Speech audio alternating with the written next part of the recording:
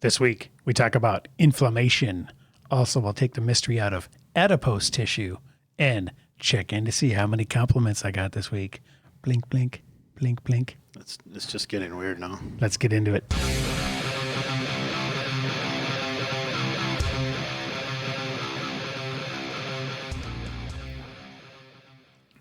It's the Josh's Muscles 2021 tour. He's in full swing, baby. Remember how we used to talk about how fat I was? Yes. And We even had a jingle. We should play that just right. for old time's sake. Well, I can't even remember what it was. Was it here? How fat is Josh? Pretty fat. Hey, the one time we didn't talk over the end. Right? Yeah, that we don't use it anymore. Yeah, so we used to, every week was about how fat I am. And now every week is about how many compliments I'm getting. How many? And I'm telling you what, I'm enjoying it. Are you? We were at a family reunion Oh. Saturday. And it's when it's family, it's genuine. Because usually when it's family, people will still say, whatever, you're still fat. Right. Right, but one of my older people that was there said, I don't want to, they literally just out of the blue said, I don't want this to be weird, but you have a good body. That's the words that came out of their mouth. Too late. I understand you may not wanted it to be, but we crossed that threshold. But it was funny because it sparked a whole conversation about, because then inevitably they say, What'd you do? What are you doing? Because everybody else that's 50 in our family is not in this good a shape, you know, and anybody older is definitely not. So what were you doing to avoid, you know, the dad bod stuff? Let me ask you. So that was kind of fun. Yeah, because then I got to unleash the floodgates of information, which no one loves hearing that more than just an unsuspecting audience. Oh, right. They asked though, so they can't say they didn't want to hear it. Yeah, exactly. But there's always the one person going, don't. Why did you have to ask? Why? Yeah. Now he's not going to shut up. That's probably my wife. Like low carb bullshit again. Oh, great. He's going to talk about meat for 45 minutes. Meat, blah, blah, blah. Meat, blah, blah, blah. Salt and water, blah, blah. Guess what? That's what I did. And it was awesome. And everyone said, You're insane. As they're wolfing down sandwiches was like, yeah, we'll get right on that. Right. But it's kind of fun just to, you know, because when people notice and they call you out like that, it's, you know, obviously what you're doing is having an effect if people haven't seen you in a while. Right. Or calling it out. So that was kind of cool. So I've been eating similar comment, but it was in a CrossFit gym. So it's more common. People are more in tune, yeah. Right. So they're way more in tune there. So somebody said, I was changing my shirt because you could have wrung it out. It's been so hot in the gym. But somebody said, is that visible abs I see poking through? And I said, well, yes, it is. But that's not the point of my story because I'm not anywhere near where I need to be. Right. But the point of my story is I've been eating like 600 grams of carbs. Oh, right, because you're fueling Just your crazy-ass workouts. The volume. Right. Yep. Yeah. It's still 2 sessions a day. Yep. So it's just amazing. But the problem, and we've talked about this since episode 1 in January. Yep. The problem is people will hear that and go, I get to eat 600 grams of carbs because I did the elliptical. That's why I always correct you. Yeah. Or not correct, but I always highlight the fact that you're fueling aggressive workouts versus your average Joe that even if they're doing minimal working out like me, I cannot eat the amount of carbs you're putting away because I'm not burning that many calories, even though I'm doing push-ups to failure, chin-ups to failure every morning before the shower and working out every other day. Yeah, but you're not doing an hour of endurance training. Exactly. I'm not burning the same amount of calories you are. And what is your strength your routine that you put on the YouTube channel, right? When you do it every day or you don't? I should know this. No, I don't. I mean, I just do like that routine. How long is it? It's like 45 minutes of 5 sets of 10 of pretty much almost to failure resistance. Okay. So 45 minutes isn't bad. That's a good amount of time. Yeah, but with decent rest between sets because I'm trying to lift as heavy as I can. Oh, so that's a good point. Now I'm time under tension is time half under of that. tension. Oh, half of that. Okay, so you're because I'm probably it takes fully me recovering. Yeah. Oh yeah. Because I'm probably doing, the set probably takes me a minute and then I'm resting for probably a minute or two. Oh, so you're not 1 for 1 seconds. work to rest ratio? No. So I'm probably doing 20 minutes of actual time under tension of that 45. That's why you couldn't eat 600 grams of carbs. Right. Yep. And because for me, I'm all about efficiency. I just want to get the workout done after the kids go to bed and be done with it. Right. And I'm willing to limit my carb restriction in order to, be able to, I don't need to have to do that much calorie burning cardio. Sure. See, and that right there, you just nailed it on the head too. That is how everyone is so amazingly individualistic. Right. Because I don't want to, your choice of words, I don't want to have to do that kind of volume. Because we're all after the same goal. No, we're not. Well, I'm not having to do that volume. I mean, the same goal of body composition, leaner, more muscular.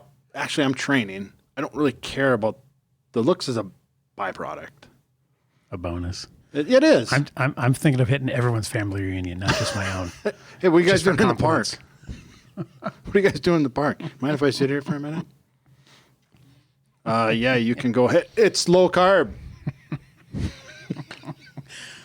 Steak. Thanks for asking. What did somebody say? Why do you look so good? Oh, they said the salad looks good. Oh, I brought a milk crate to stand on. Just hang on a minute. Everyone gather around, little children's. You're the end is near guy, but with a carnivore sign. Right. Oh, funny shit. But yeah, well, what I would say is, our goals are completely different, but I don't have to eat 600 carbs. I get to. Because it's where I'm going. Right. With goals. What I think the important thing is that I'm aware of what I'm putting in my mouth is doing and what I need to do to either counteract it or build on it. And same with you. So we're aware that's a mic drop, right? You can just stop right there. Right. You're just aware. You're just aware of what you need. We're aware of what the effect is going to be of me consuming this, and you're doing it intentionally, and you're doing it intentionally. Right. You're not just eating the carbs because it tastes good. You're doing it to try to fuel something. I have to eat all these carbs because I really know that the next day I have this workload that I have to accomplish, and I have to do it really, really fast and really, really well. And you're timing those too. For sure. Intentional about when you eat them. Yep. So that your body will have them available. 100%. Yep. It's not like you're hitting up Sandy's Donuts. Well, I am on Sunday, and I'll tell you about that. You're not wolfing those down like 3 days before. Go, oh yeah, this will fuel that marathon in 3 days. I forgot. The listeners, all three of them will love this story. So Sundays are my big day now. Big? What do you mean big? Eating. Oh, okay. So the last 2 Sundays, well, spoiler alert, I sent you a picture of something I ate, but yeah, that looked good though. Oh yeah, it was. That was Josh approved. Here's the thing. Here's what I had. Well, I'll just say it. This Sunday. Well, 2 Sundays ago, I had an entire of those super loud ass containers that you get at Hornbacher's of donut holes. The whole fucking thing. And I like how you said loud container because there's no sneaking those in the house. No. Yeah, There's like 3 in the morning, you're like, nope, there's nothing. Crackety pop crap. There's nothing louder on this planet Dwayne, than those containers at 11:30. Me thinks I'll sneak into the kitchen for a little donut hole. Dewey. It's waking up the neighbors. Even neighbors' dog starts barking inside their house. But yeah, and then I had a huge foot-long sub with roast beef and cheese and between 2 slices of cake. Could have, as the guy called it. Right. Called the bread. Right. Last weekend, just not to divert, but no. Go ahead. How funny though, as we're always talking about these nutrition myths and how all these government entities and restaurants and marketing is just complete bullshit. Did you see the story that Subway tuna contains no tuna. You're shitting me. Yeah. You should have brought that as a story. I know. Something to talk about. That's ridiculous. Yeah, you talk amongst yourself. Okay, you find it. I'll finish because right you're gonna love that. You're gonna be super jelly of this like 4 days ago. I had literally had 6 donuts. The Hornbachers ones, like Sandy's ones, like this. Right. I mean, they're big, or the North Dakotans call them rolls. I don't know why, but they're donuts. Rolls. But they're huge ones. I had 6 of them. Wow. Plus that same huge Hero sub. Wow. And then cereal. Oh, shit. I had pizza. You just went off. I have only one rule on Sunday. Aaron says... Does it fit in my mouth? Pretty much.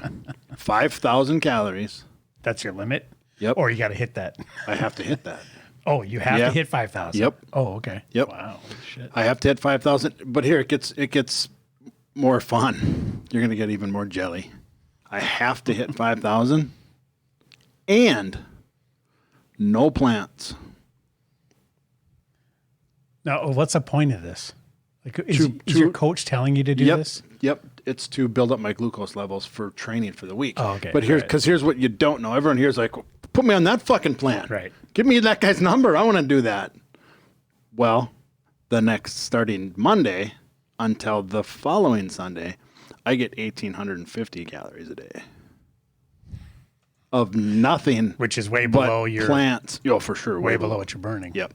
But it's nothing but plants and lean protein and low fat. So you're really just building up the glucose stores so you have some gas in the tank. Exactly. That's really what that is. Yep. Okay. Now back to the story here that I mentioned. But that's a little bit of a misnomer. Okay. My 1850 is up now. Sure. Full disclosure. Okay, here's a story. Subway's tuna sandwiches were tested again. No tuna DNA was found. Oh, what is it then? Now earlier this year, scared. 2 women filed a lawsuit against Subway, alleging that the Connecticut-based sandwich chain Tuna Sandwiches and Wraps didn't contain any actual tuna. The Washington Post reported their attorney purchased tuna sandwiches from multiple Subway locations in California and then submitted the fish in question to an independent lab for testing. Although the attorney declined to discuss the exact findings, she did say the test revealed that the sandwich filler was not tuna and, even more scary, not fish. What the fuck? Fucking vegans. I thought maybe they were going to cheap out and maybe not have, use a cheaper whitefish or something. Sure. But it's not even freaking fish. Dude. Oh my God. Okay. It says impossible fish. It says, right. The resulting lawsuit alleged that Subway's tuna was, quote, a mixture of various concoctions that do not constitute tuna, yet have been blended together by defendants to imitate the appearance of tuna. Holy Jesus. Wow. How is this not on the front of every paper in the country? Well, I heard on the news, and that's what made me think of it when you said that. And then, of course, Subway says they deliver 100% cooked tuna to its restaurants, which is mixed with mayonnaise and used in freshly made sandwiches, wraps, and salads that are served to and enjoyed by our guests and no longer endorsed by a child molester. Remember Jared? Yeah. Oopsie. How could you forget? Given the facts, blah, blah, blah. Okay, so how funny is that? So they sent more than 60 inches worth. That's what you eat on a Sunday. Of Subway tuna sandwiches to a commercial food testing lab. Wow, crazy. Plain tuna sandwiches, no cheese, dressing, or extra veggies. Scraped the tuna into plastic baggies, froze it, and shipped it off to be DNA tested. After months, you got the results back. No amplifiable tuna DNA was present. Wow. Therefore, we cannot identify the species. That's freaking scary, man. I mean, how many years have they been selling that shit? Stop eating out. Just make your own shit. Yeah, I mean, because they're just outright lying about it. Or go to a reputable higher end. Don't go to fast food. Yeah, or you have to, send your food in for DNA testing once a week. What the hell? Because if anyone who knows anything about business and how and understands what it takes to be profitable at those price points, this shouldn't be surprising. Well, I was legit surprised that they were that blatant. How can you still make How can you still run a franchise in 2021, year of our Lord, and for $6 and still make money? I know. Well, now we know. Right. Yeah, you just... Because it's cat or some shit. You just roadkill, and they're just grinding it up. Well, now we know where PETA sends all those cats that they execute. You know how you get the bottles of like artificial vanilla and artificial mint? I've never seen artificial tuna. How do they make it taste like that then?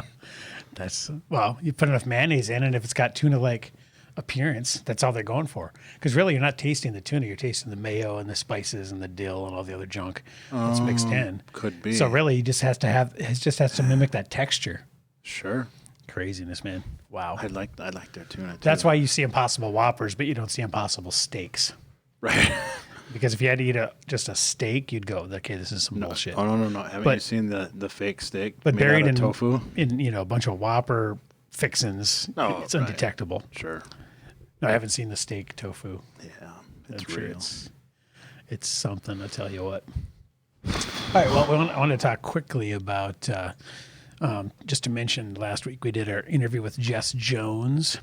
So that was really cool. We got a lot of good feedback and comments. I got a couple comments. Somebody really loved hearing her story. And said she did a good job. Yeah, she was very well spoken and super nice and super non-dogmatic, which was cool. Sure. A friend Jake, I know he's listening, and right now it's Wednesday afternoon, but for him this is going to be Friday morning on his way to the lake. Right. He said, "Best ever." Oh, excellent. How's that accolade? I like it. So follow her on Twitter, and she covers a lot of carnivore stuff. And I got her YouTube channel up here, and she posted the interview as well. She took the video file and posted it on her channel. Which that worked out? Yeah, that was great. Okay, I didn't know. She emailed me, and I was like, sure. I took care of it, buddy. Don't you even worry your pretty little head. If you need me to move furniture, I'm your guy. But if you need me to move files, can't do it. Send you an audio file, a video file, whatever. See, I can't even say it. Dewey can move file cabinets, just not files. Right. Yeah, I think Crickets is good because I think you saw that being funnier in your head before it came out. But she's got a lot of cool videos talking about a lot of carnivore related stuff, just diet stuff, kind of like for especially targeted towards women as they get older, things like that. So definitely check out her. Oh, dude, you know what just reminded me? What's that? Her, did she actually have Saladino on? No, I don't think so. I think she just talked about it. That little thumbnail, is that's called? Yep, thumbnail. Fucking brilliant. Seeing that reminded me of something. And I'm glad I saw that because it reminded me to tell you because I wanted to say it on the air. I fucking unfollowed him. I couldn't handle it anymore. The COVID shit, I'm done. Well, talk about food, jackass. I'm sick of the COVID shit. It's every 2 minutes. Okay, but no, there's no but. Are we going to talk about nutrition? Are we going to get into this now? No. But he'd love to. But it's all related. You know that. It's related what? If you have comorbidities, your health, your ability to withstand. I know, but say it once. We're done. Yeah, but he's getting censored. He's getting what do they call it? Shadow banned. He's getting. Sure, you post something that Fauci or somebody said 6 months ago that they now deem the opposite of, then you get censored, taken down, whatever. So he's fighting back against that. No, he's not. He's posting on the internet. That's not fighting. Right, but when you get shadow banned, you get your stuff taken down, you get blocked. But I get it. But demonetized. Here's the point. You don't like it, you're welcome to unfollow me. I did, but guess what? So what does that mean? It's just an echo chamber because everyone that follows him agrees. So what are you accomplishing besides alienate the few people who do just tune in for content? Okay, then what is somebody supposed to do that's getting shut down, censored? Stop talking about it. He wouldn't get. That's what's leading to it. Exactly. So stop talking about COVID and you won't get fucking shadow banned. Okay. Yeah. No, seriously, stop talking about it. Right. Just talk about food. Well, that's what they want you to do, dude. That's what I want them to do too. Right. So you and Biden are in agreement now. You both got Saladino to shut up about COVID. No. I don't care that he talks about it. You're literally amongst saying his friends, if he would just stop talking then I wouldn't about the thing we don't want him to talk about, then everything would be great. Yeah, but intent matters. Well, he's saying, no, I'm not going to shut up about it. And then you're going to lose followers. And he is. Right. I'm not the only one. That's capitalism, free market. Free market policing itself. I agree. That's fine. And maybe he's gaining people that are like, hey, finally somebody's actually fighting back against this bullshit instead of just laying over and saying, okay, sir, I won't talk about it. I don't think he's gaining because, personal opinion, the people in his camp are a minority. Well, we settled that. Yeah. That's like a different podcast. So the guy who's saying shut up about code keeps bringing it up. I try to avoid it. All right. On to funnier things. I saw this meme, which is funny. Dad bods are great until you make her mad. Then you're a fat fuck. Yes. Very good. No. They're more passive aggressive. They go like this. They go like this and they go. Ooh, look at the gut. Yep. They just give you that glance down right at the gut. And you know exactly what she just honed in on. Oh, yes. It wasn't your balls. Nope. No. You can't see it. I know you like this guy, right? Justin Amash. Love Justin Amash. Amash 2024. Speaking of all this political bullshit, this meme really summed up my viewpoint on all this shit. I'll just read it for the audio listeners. And he tweeted this, Justin Amash. He's like a libertarian candidate, right? He was. Okay, yep. So here's his quote. The First Amendment protects the spreading of misinformation in almost every context. Protects the spreading. Note. It does so because what's widely perceived as false may at times be unpopular truth. It recognizes that human progress is built upon the advancement of ideas the majority once did not accept. Boom, bitches. That's like whenever anybody, we talk about the censoring, the free market, all this shit. Absolutely, unequivocally disagree. I love. That the Constitution does not. The Constitution protects your right to free speech. It does not guarantee you an audience. No, of course not. But it says it protects us. But see, people are saying that you shouldn't be able to say that because of that. And he's saying, no, you can. Sure. So that's it just sums up what I so ineloquently try to say. And just like that, he's on Twitter there. And just like on Twitter, if you go to Burger King and Moorhead and start yelling the N-word. Do they have tuna? And you start yelling N-word, N-word, N-word, and management goes, sir, you have to leave. You can't go, no, my rights. Did you watch that security footage of me? Why do you think I wasn't going to use your name? Speaking of Burger King, that was my first job. Was it really? Yeah. In fact, my sisters and I both worked there, or all three of us worked there, and they used to call it Burger Coth. You guys are like the Burger King Mafia. So, anyways, that sums up my, in the whole, whether, it's a private company or does it constitute the public square or is it a utility, that's an argument for another time. So we're not going to get into that. Now, here's another one I saw that was funny. It's got a guy with pencil arms and it says, I lost weight on a vegan diet. I'm sure you did. It says, yep, you sure did, considering the lack of protein, cholesterol, zinc, and other trace minerals on a vegan diet combined with high amounts of carbs, fructose, and anti-nutrients. It's no surprise you'd lose muscle weight on a vegan diet. And then under that in the comments, you're going to get a fucking flood of links to vegan bodybuilders. Yeah, there's probably some in here. Oh, yeah. I like this comment. Vegans call it detoxing.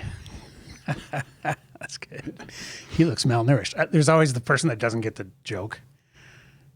He looks malnourished. Yeah, no shit. That's the whole joke. I like the watch band loose for effect. Yes, that's good.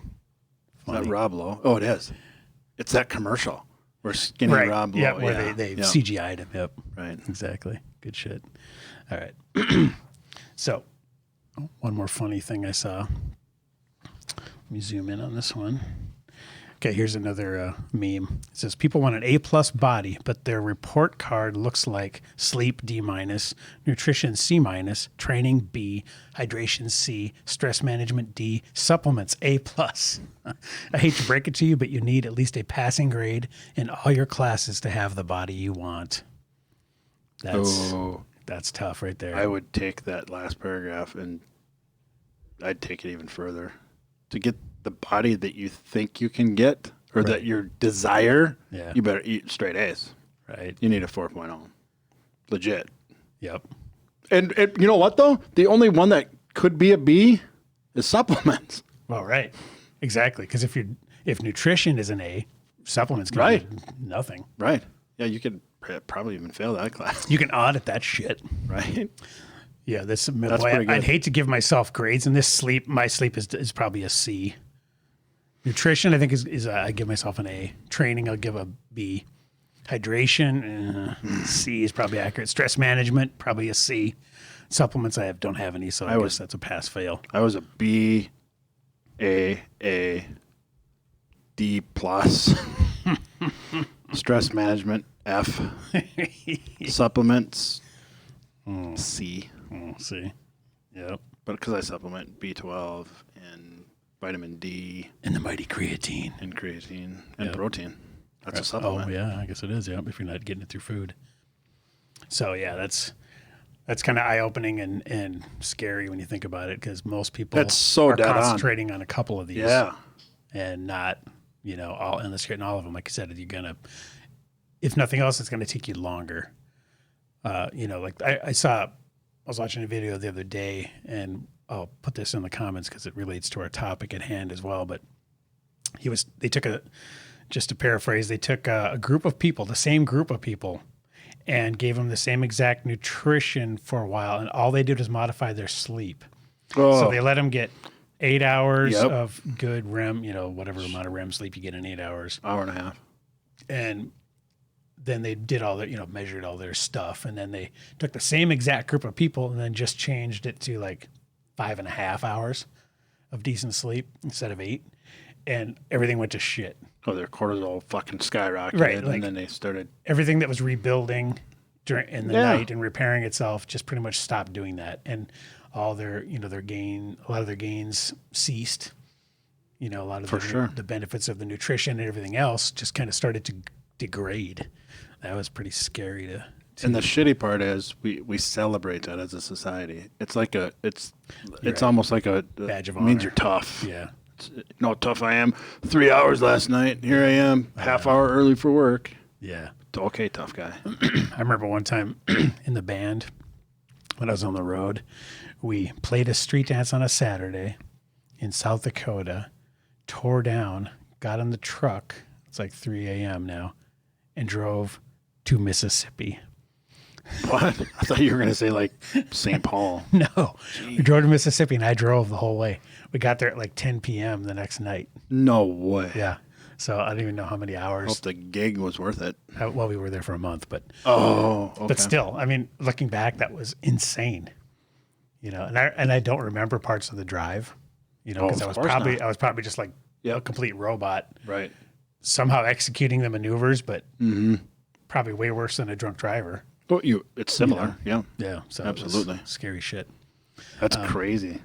Yeah. And then, but yeah, you think you're a badass. You're like, fuck yeah, I drove all the way. Why didn't I take a break and let somebody else drive? Right. I mean, it's just one of those. I'm an Iron Man. This shit. Right. You think you're a badass. So then, what you end up doing is when you get to your destination, what's the first thing you do? Freaking crash. I gotta eat. Oh, when I ate the whole way. That was back when I was on my Twizzlers and Yoo-Hoo diet. Okay. Oh, okay. I remember Yoo-Hoo. I liked Yoo-Hoo. Gas station food. Yep. All right, so we're going to define a term this week. Take the mystery out of adipose tissue. Or as a layperson would I say, fat. Yep. All right, so I'm going to, it's one of these terms you hear bandied about. And now I know what it means just because it's been referenced a zillion times in our discussions. But when I first heard it, I was like, don't know what they're referring to. So I'm just going to define it for everyone so we can all learn together here.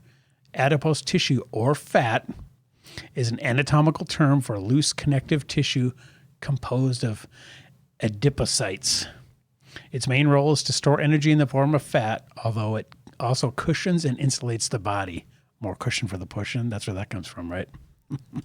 Obesity in animals, including humans, is not dependent on the amount of body weight, but on the amount of body fat, specifically adipose tissue. In mammals, 2 types of adipose tissue exist: white adipose tissue and brown adipose tissue. We covered that in a previous episode. Because then, remember, they were talking about the beige. Yeah. And talking about how much harder that was to lose. Some people are obese. Some people just make shit up. They're obese and they're like, it's beige. It's all the beige fat. Adipose tissue is primarily located beneath the skin, but is also found around internal organs. Which is visceral. Yep. Okay, so in the, I don't even know what this word is, integumentary system, which also includes the skin, it accumulates in the deepest level, the subcutaneous layer, providing insulation from heat and cold. Around organs, it provides protective padding. It also functions as a reserve of nutrients. So that's kind of where we stored energy, and that's how we think of it from a nutrition and body recomposition perspective. That's one of the reasons we use fasting as a tool, is because you're trying to get your body to consume those energy reserves, which your body's saying, hey, but what if there's a famine? What if there's no deer around? What if we're designed to store fat? Right. So really, when you get lean, when you have those hint of visible abs coming through, that's not your natural state. We're fighting the body's, what do they call that? Homeostasis, or, the natural point at which your body wants to rest. Yep. You're actually, pushing below that through effort, and we're doing that very intentionally. But everyone's different. Somebody's homeostasis, which is perfect balance, might be a little leaner. Much leaner, yeah. Definitely. Especially if you're more muscular. Right. Well, but that's all a lot of times by intention too. Right. So the funny thing about adipose tissue that I find fascinating, or not fascinating, but a huge confusing point for people is you don't lose fat, you shrink fat cells. If you want to lose fat, you get liposuction. So you're saying... Nope. I'm telling you, because it's a fact. I'm not just saying right. So if I'm understanding you correctly, me and Lizzo have the exact same amount of fat cells. Not necessarily, no. See, that's the shitty part. You can increase them. Oh. But once you get them, you can never get rid of them. Oh, damn. Oh, yeah. Damn. It's a bad deal. Why are you doing that to me? So, but you can shrink them to nothing. So you can add a fat cell. You can't get rid of them. You can't, but they don't go away. No. I almost threw, when I was listening to the podcast with Dr. Peter Attia and he walked through this, I almost threw my phone. I did. I almost threw the phone across the room. I was like, son of a bitch. Damn you, God. Why? That's evil, man. Yeah. So people are like, I want to lose fat. No, you don't. You want to shrink your fat cells. So really, when you went from having, your big gut before you lost your 50 pounds to small, really, it's the same amount of cells, just got smaller. Mm-hmm. That's fucking... I don't know. I still don't. It still doesn't really compute. 2x4 across the head. Yeah. Well, it's just it's going to take a while for that to sink in. I'm not there yet. I don't fully believe it yet. But all right. Well, I mean, I believe you, and it's mentally, it's not registering. It's not in my gut yet, though. Yeah, it is though, and it's not going anywhere. I get it. I gotcha. Oh boy. Okay. Yeah. So I just realized adipose tissue. I just realized I might have ruined the day for a bottle. Yeah. Well, all three people. Right. Yeah, that you definitely ruined some days there. All right, well, let's get into our topic for the day. Inflammation. Now, this is one of those things that's sneaky and what triggered this was a comment that we had on one of our YouTube videos of a nearby carnivore from South Dakota who was excited that we were from North Dakota area. And she had been carnivore for a year and a half or so. And she kind of had the similar story to Michaela Peterson, solved a bunch of autoimmune problems and inflammation-related things. And then that led me down the rabbit hole of finding that video that I'm going to post where it was Shane Stevenson on Lewis Holmes' podcast, or Sean Stevenson, sorry. And he wrote I think it was called Eat Smarter, and then he had a Sleep Smarter book, a couple books on wellness. But he was the one talking about inflammation and how it's so low grade and can be so chronic that you don't even really know that it's happening until you feel better. Right. And you go, holy shit, this was possible. Mm-hmm. So that's a lot of people though. They're like, I feel fine. Do you? You might not even know what feeling good is. Well, because you've put up with it for so long. Yeah, or you just think that that's normal. But your normal point can reset to a much more positive area, possibly. It's like Shannon Sharp. You know who that is? Oh, football NFL, player. yep. He just got a new hip. Oh. And he said, I did not, and now hips and functional, and he's almost back to CrossFitting, I think. But anyways, he said, I had no clue of how much pain I was in. Until it was gone? Yep. Yeah, that's huge. All right, so let's define inflammation. Okay, so inflammation, the word incorporates the Greek for flame, and indeed an inflamed body part may feel on fire. In its traditional clinical description, inflammation has 4 characteristics: heat, redness, swelling, and pain. They are the manifestations of the body's defense against injury or against invasion by foreign materials or microorganisms, including the means of removal or destruction of the offending agent, restriction of the spread of infection, and preparations for the healing process. But the immune system that implements vital self-preservation may also sometimes cause inflammation by misdirected attack on some part of the body itself. Okay, now this is what's interesting, because how your body is supposed to use inflammation is if you talk about the 2x4 across the face. Well, if somebody hits you with the 2x4 across the face, literally, then bring blood to it. It brings blood. It gets hot. It swells up, and that's supposed to be a temporary thing. It might last a day or two, and then it goes down. It repairs, and the body has repaired itself, and you feel better, and that inflammation is gone. And that's why we don't ice anymore. Oh. Because the blood coming to us and it's swelling, they're swelling up, and everyone's like, oh my God, get in some ice. Ice will alleviate the pain, temporarily, but it'll slow down the healing. Right. Yeah, that's a good point. So RICE, you've heard RICE before, the acronym? Oh, Rest, ice, compression, elevation. They don't use the ice part as much anymore. I mean, unless you're in pain and you really need to relax. But anyways. Right. Okay. So, but that, the inflammation, when it's being utilized properly by the body, is just to heal things temporarily like that in the short term. The problem that occurs is when you have inflammation in a chronic form anywhere, really, and then your body is kind of fighting itself.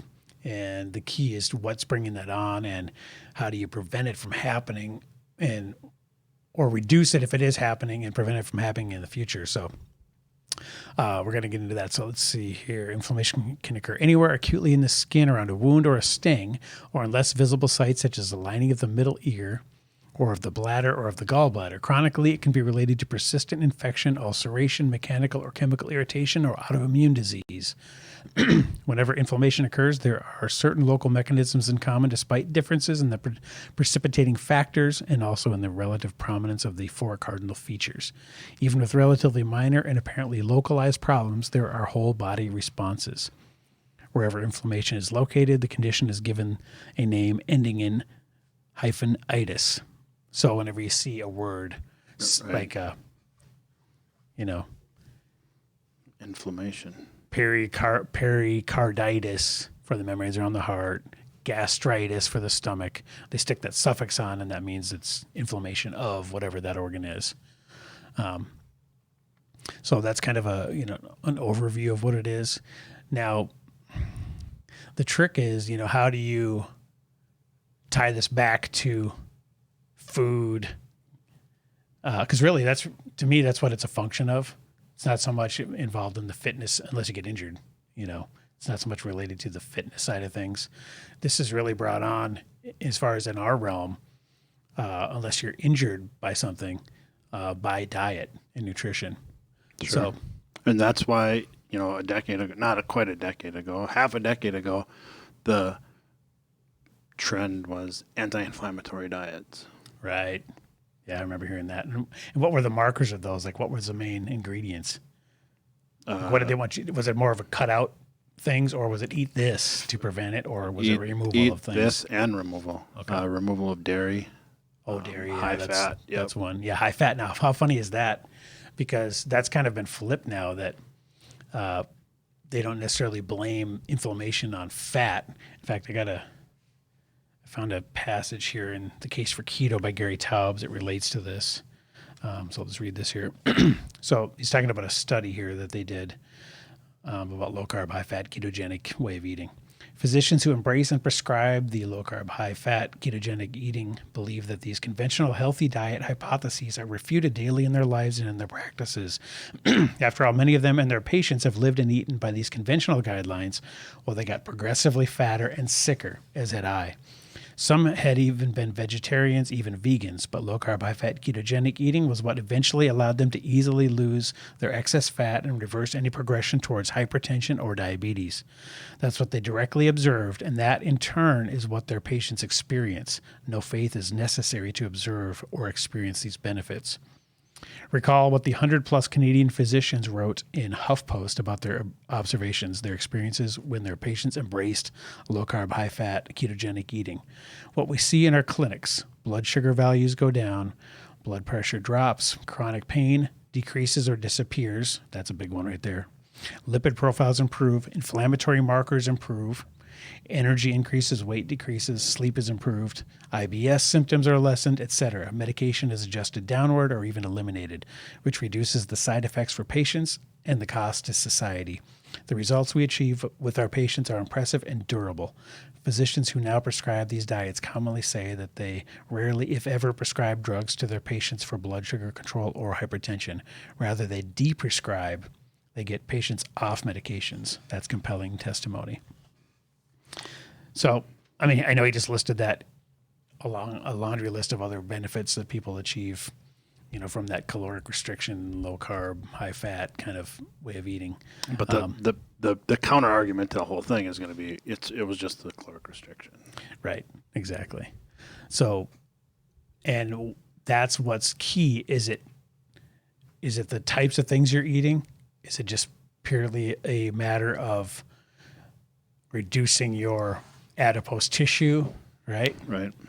And, you know, what's bringing out that inflammation? For me, I've told the story a bunch of times, you know, when I eat carbs, I literally can feel my sinuses swell up and I start like tearing up, you know, my eyes are running, I start sniffling and sneezing. I never sneeze when I'm like doing pure carnivore or just low carb, you know, I never sneeze, literally never. But when I do, I don't know if I'm hypersensitive. But here's my question. Have you ever been strict carnivore for a set period of time? Let's just say, for argument's sake, 60 days. Mm-hmm. And then reintroduced carbs of different sources? Because every time you've told the story where every time I eat carbs, I get sinuses and tear duct, and you tell that story again, almost like an allergy. But it's always bread. Yeah, bread, right. Have you ever tried a sweet potato? I mean, I've had all that stuff, but probably in addition to bread. Right. You know. So I don't know what exactly is the main offender, you know. Probably wheat. It could be, yeah, definitely. Or, you know, the stuff that's in whatever pasta is made out of. Wheat. You know, yeah, exactly. Grains, all grains. You know, all that kind of stuff. So for me, it could be just, and that's why, you know, like low carb and especially carnivore is such a great elimination experiment. Mm-hmm. And absolutely. That's one of the things that this gal made the comment on YouTube was talking about, just because it's allowed her to see, okay, if she's hypersensitive, well, I'm going to eliminate everything else except for the beef, salt, and water and see what happens. Mm-hmm. Well, all the stuff went away. Right. Well, then you can start, you know, if you do that for, like you said, 60 days, 90 days, 6 months, whatever, then you can start going, okay, can I get away with eating some salad? Do I experience any benefits or problems? You know, some people do, some don't. Some people can eat bread with no problems. Some people might start getting inflammation. And you know who did that? Adam Schaefer on Mind Pump. Oh, okay. He went carnivore, and he went like 2 months, and he had pretty strict. You remember that? He had the psoriasis. Oh, yeah. Yep. He said that got vastly improved. Oh, it cleared up. Yeah. But then which is an autoimmune thing for sure. Yep. And then he eliminated a bunch of shit and started reintroducing stuff. Yeah, because you don't know what was the offender, but it's still gone. Oh, okay. Even though he started and I don't remember what it is that he left out. Right, because you wonder what was the thing that was triggering it then, or was it just is it the evil carb stew? You don't know, or that's why you just have to be meticulous in reintroduction. And some people do, some people don't. You know, like Michaela Peterson, obviously hypersensitive. If they if she gets her food cooked or steak cooked on a grill next to some other stuff, she might have a reaction. Right. Whereas other people can eat tons of bread and not have any adverse reactions. So I can't eat tons. I can have some.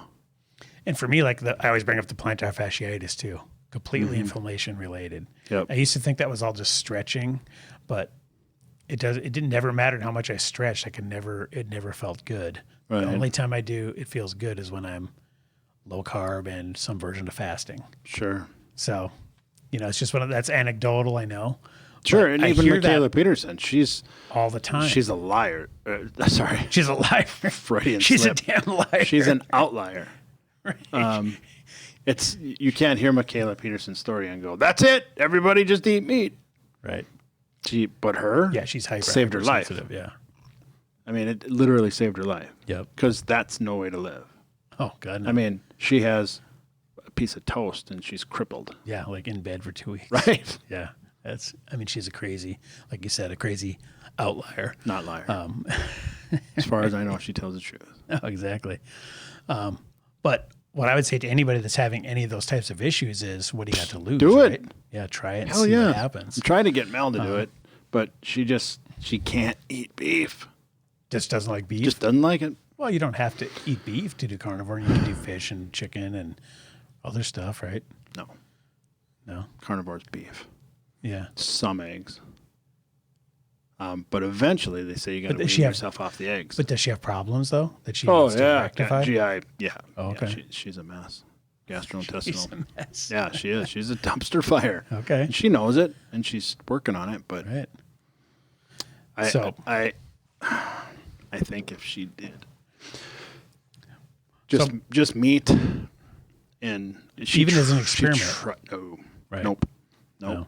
Good. Well, that was what this gal mentioned was, when she just did this as an experiment, all these things went away. And the most impressive one to me was the mental, and this was Jess Jones brought up last week too, the mood improvement. I mean, that is so key. Right. And again, that may be just a product of caloric restriction, giving up all the, crap. See, that's too. Even that study that that Taubes had in his book doesn't mean shit until these people, unless these participants of these studies are not going from, what they need to do is they need to get people who are not, or even if they're on a standard American diet, if they're on a SAD diet, then put them all on a protein intense, healthy, low fat carb diet that's balanced with an emphasis on prioritizing protein for an extended period of time, then do the test. Right, and see if there's a difference. Because if you go from SAD to keto, fucking of course you're going to feel great. That's why people who go vegan feel great. Great, exactly. Because it's the honeymoon phase. Exactly. It's caloric restriction and all the benefits of giving up the wheat and stuff. Right. Yeah. So when I hear we just took 30 people in and put them on a low, high fat, low carb diet, well, what were they on? Right. They never mention that. Yeah, so you can assume it's always shitty. Exactly. You can assume it's always shitty. Yeah, so I want to. That would be a good experiment to take what you would consider, the ultimate, meat and vegetables, PE, and whatever. Yeah, PE diet. Yeah, yep. And then try cutting out the vegetables. Then see what happens. Right. I'm sure the benefits would be almost, way less, if even detectable, only to the people that were hypersensitive to the things. Sure. The vegetable things. Sure. If you weren't, you probably wouldn't see any benefits. Right. Because if you don't have gastro problems from eating too much fiber, or if you're not hypersensitive to any of the stuff that's in plants, then you probably wouldn't see any benefit, really. Right. That's because, like with me, I can eat. I don't get that. I do really well on a low carb diet. Mm-hmm. I lost a shit ton of weight. Yep. But once the weight's off, bringing back in good carbs and starches I'm better. Right. I'm better off. Yeah. But you got to go through that process. Yeah, and you can't skip to the end of the movie. No. You have to go through the point of low carb. You have to reset everything and regulate and lose the weight. Yep. Then you get to everybody hears my stories about 5,000 calories of donuts on a Sunday, and they're like, I want to do that. You got a shit ton of work to do. The 10 years prior. Yeah. Right. Yeah, it's interesting because, with the, I don't do bad, I'm not a hypersensitive person as far as negative effects. Like if I just eat, because I did keto kind of before I did mostly carnivore, which was just basically steaks with, asparagus or whatever. Yep. And I thrived on that. Avocado and mayo. Yeah, I thrived on that too. So it's not like I had any negative effects. Sure. But I just you admittedly said before you went to even the keto or even into carnivore, you were Twizzlers and Yoo-Hoo. Oh yeah, complete sad. So if you drop the sad Yep. and go into anything that used to have roots or a face, Yep. you're going to be better off. That's why I don't even I'm not dogmatic about carnivore at all. I basically just say make meat the centerpiece. Sure. As long as I do that, then if I have vegetables, fruit, whatever besides it, I'm fine. I have no problems. And I agree with that 1,000,000%. Mm-hmm. But you and I have two different definitions of centerpiece. To me, make meat the centerpiece means prioritize how much meat that is for what your protein requirements are. Right. First and foremost, before anything else. Then fill the rest of the plate with plants. That's right. Yeah, right. That's kind of the Ted Naiman approach, which I love his. I forget how he phrased it exactly, or maybe somebody on his podcast said, hit your protein goals without going over your calorie goal. Right. So hit the protein goal, but don't exceed your calorie. Yeah, he was on the Diet Doctor podcast. Yeah, that was the perfect way of saying it. It was perfect. Because it's okay, then you make sure you hit the protein goal, and then whatever is left to get to your calorie goal, you can fill with, like you said, the plants. That way it limits the calories, and it makes sure you're hitting the protein. Mm-hmm. And it's almost impossible to overeat in that context if you stick to those two. It is, if you limit two yourself. Limits. Yep, I agree 100%. So let's look at another couple things of inflammation here. Okay, so here's 5 cardinal signs of inflammation. Pain, heat, redness, swelling, and loss of functions. That's another one that wasn't in the previous article. So a cardinal sign is a major symptom that doctors utilize to make a diagnosis. In the case of inflammation, there are 5 cardinal signs that characterize the condition: pain, heat, redness, swelling, and loss of function. Remember in Tommy Boy when he gets nailed in the face with a board and then he's like, I don't know, it hurts kind of not so much here or here, but kind of right in here. Right here. There's a giant red mark. Are you sure? He's like, nope, I don't see anything. And the waitress comes up. What happened to your face? Yep, that's inflammation done by the makeup department. Okay, so interestingly, inflammation is a biological process your body uses in response to infection, as we noted before. It is important to note, however, that not all 5 cardinal signs are present in every instance of inflammation. Moreover, the inflammatory process could be silent and not cause noticeable symptoms.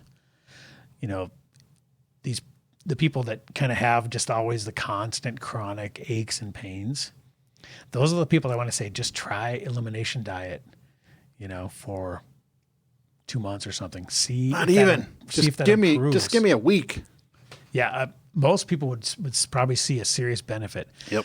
Because I think, like you mentioned before, people like when Shannon Sharp got the hip replaced, most people don't know what's even possible as far as how good you can feel.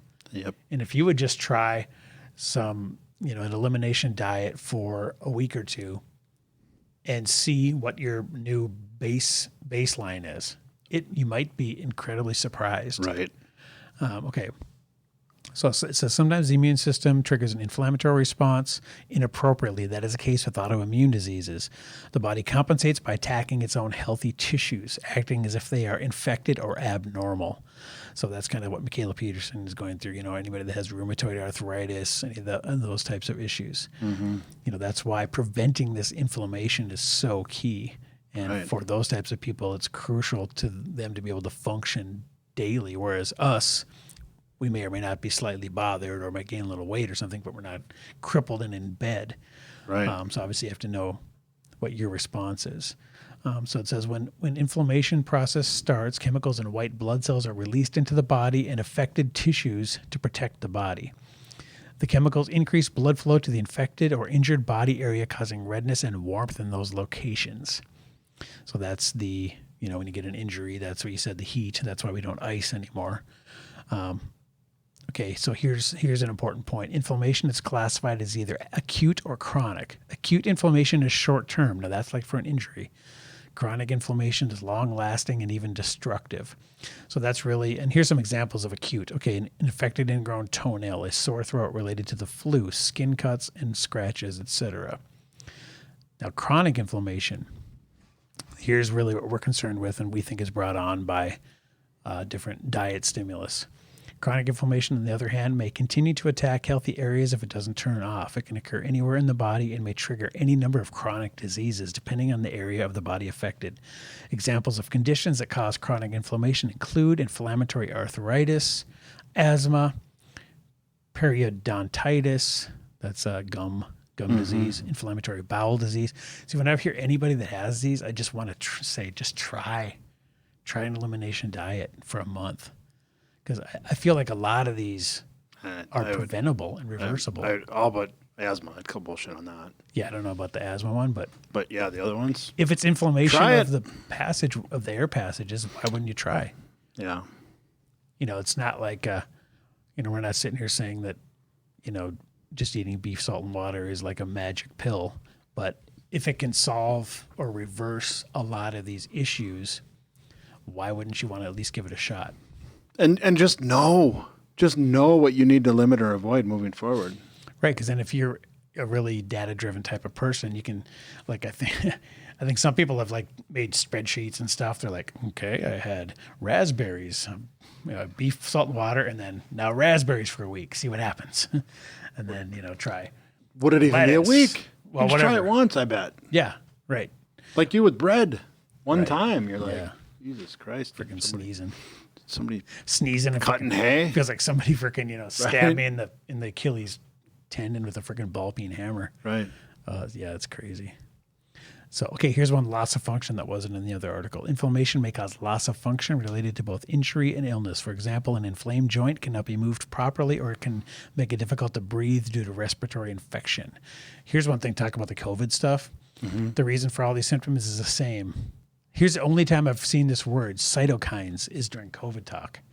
It says cytokines released into the bloodstream lead to increased vascular permeability to allow migration of immune cells into tissues.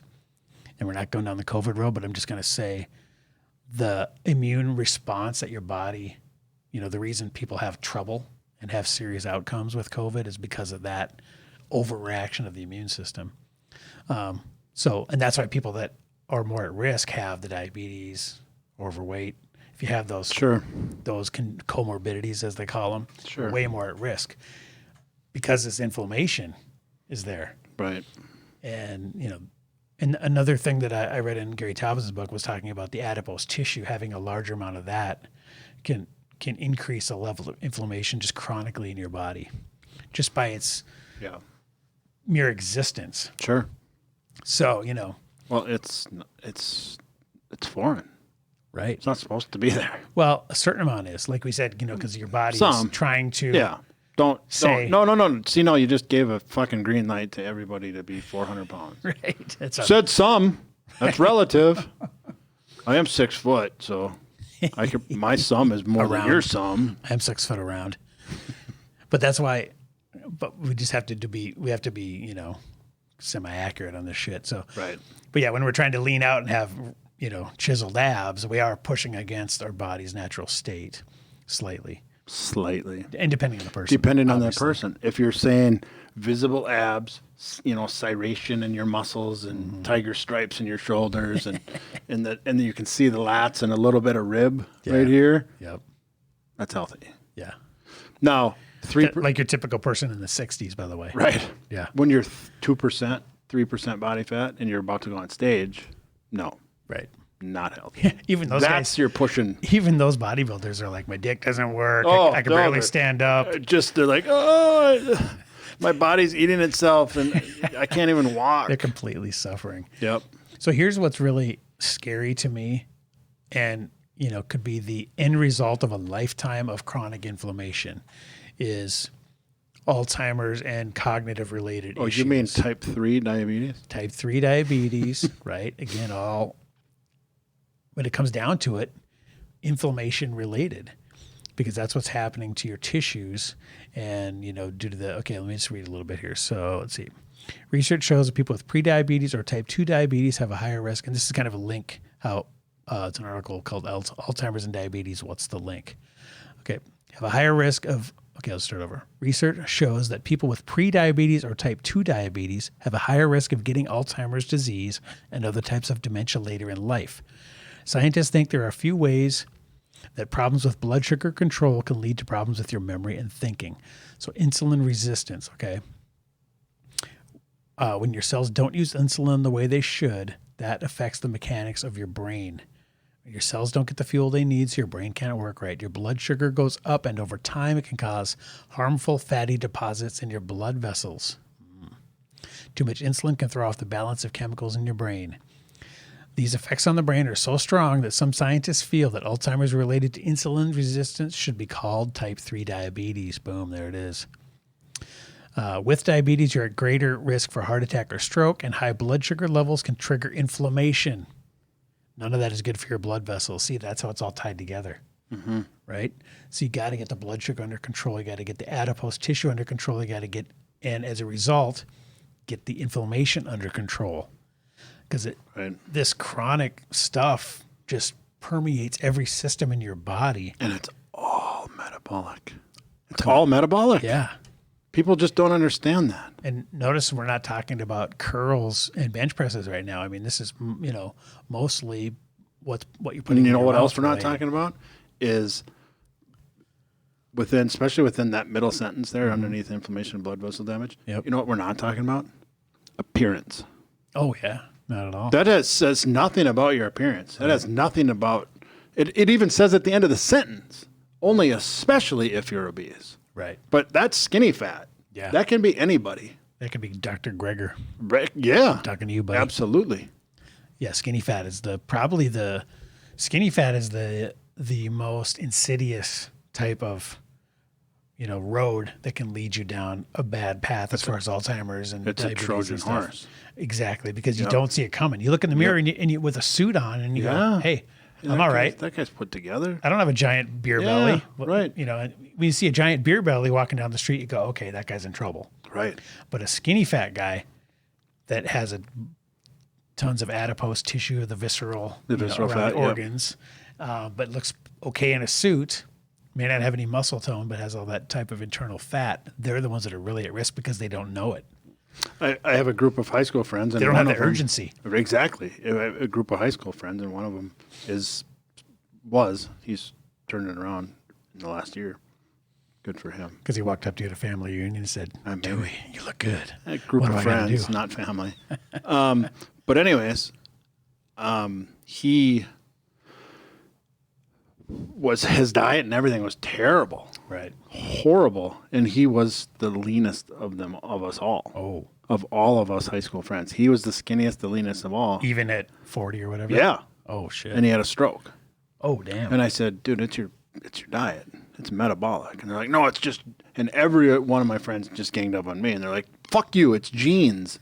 It's genetic. Just look at him. He looks better than all of us. Right. And it's like, dude, you just don't get it. That has nothing to do with it. Yeah. So was he skinny fat or just lean but had visceral internal? Like, was he muscular? Same thing. No. Okay, so just not very big. Not big at all. Okay. Super skinny. Gotcha. But skinny fat. So his body fat percentage is probably pretty up there then. Like if he did the hydrostatic. Maybe which in includes relation, the visceral fat. but not in relation to his lean body mass.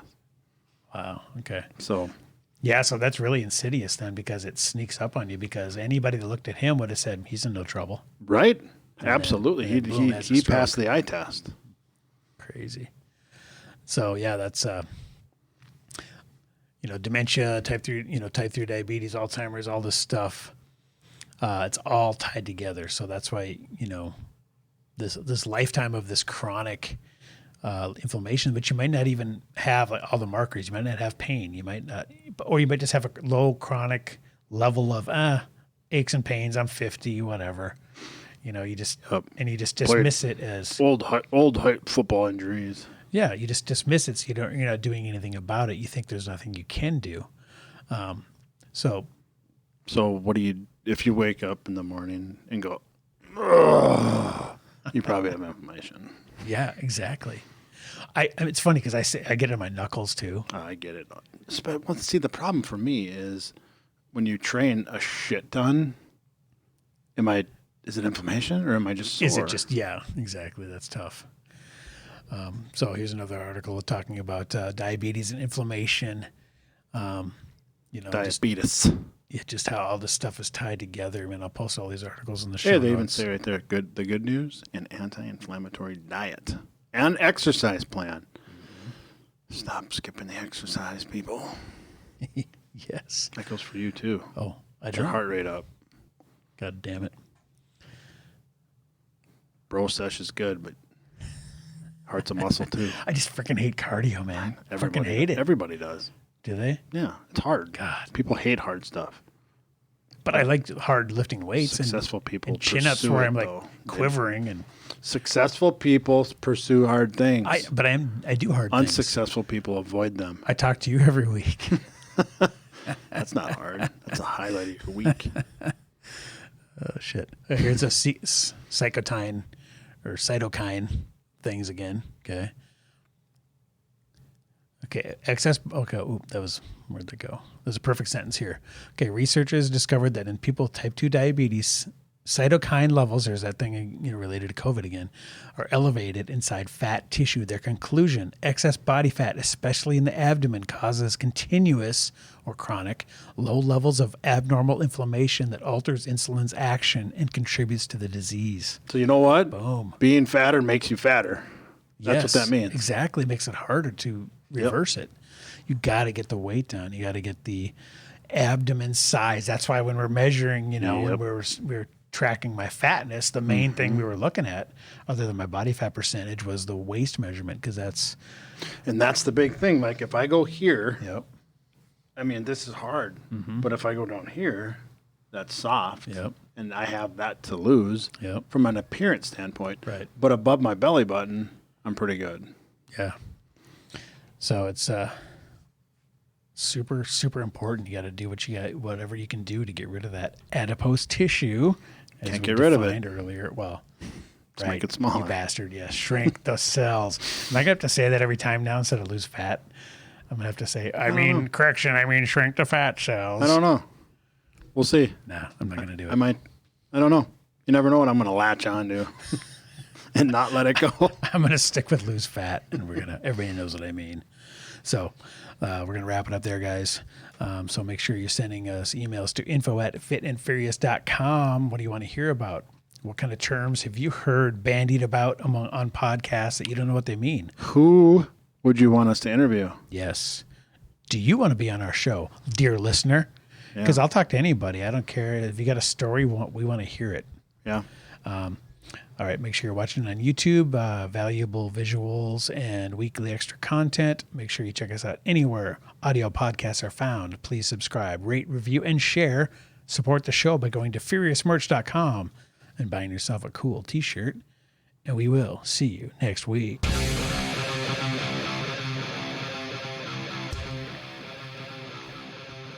There's no tuna in Subway.